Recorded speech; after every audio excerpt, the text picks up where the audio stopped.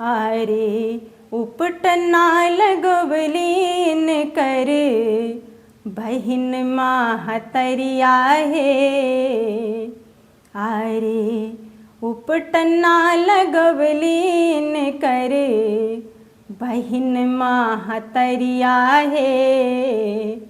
कोसल के नाम हंसवली बन गईली फुहरिया हे। कोसल के नाम हंसवली बन गईली फुहरिया हे। उपटना लगवलीन कर बहिन माहतरिया हे। कोसल के नाम हंसवली बन गईली फुहरिया हे। कोसल के नाम हंसवली। आरे उपटन के बिना बाबू रही गईले करिया हे। उपटन के बिना बाबू रही गईले करिया हे। भादों के अमावस की भादों के अमावस की रात यस अनहरिया हे। उपटना लगवलीन कर बहिन माहतरिया हे। उपटन के बिना बाबू रही गईले करिया हे। उपटन के बिना बाबू रही गईले करिया हे। हमरी किशोर सियाजू जनक के दुलरिया हे। हमरी किशोर सियाजू जनक के दुलरिया हे। अब दुल्हा के गोर बनई हैं बैठत पजरिया हे। अब दुल्हा के गोर बनई हैं बैठत पजरिया हे। आरे उपटन के बिना बाबू रही गईले करिया हे। भादों के अमावस की रात ऐसे अनहरिया है।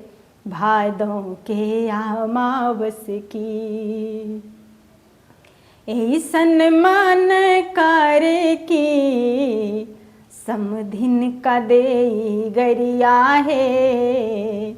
यस मान करे सम धिन का देई गरिया है।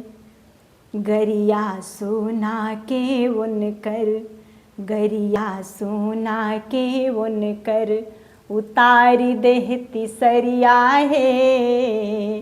गरिया सोना के उनकर उतार देती सरिया है।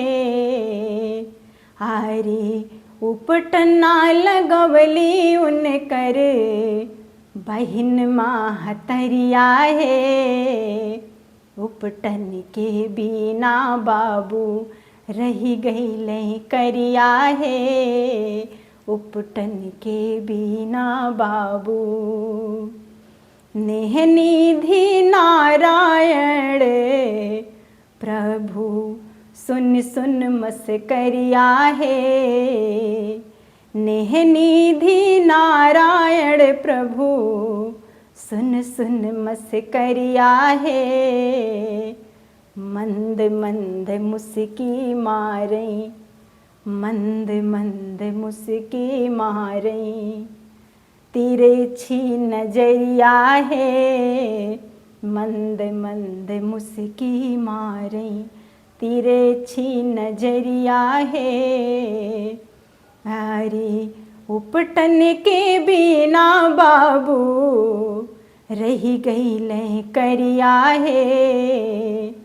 भादों के अमावस की रात ऐसे अनहरिया है। कोसल के नाम धरवली बन गईली फुहरिया है।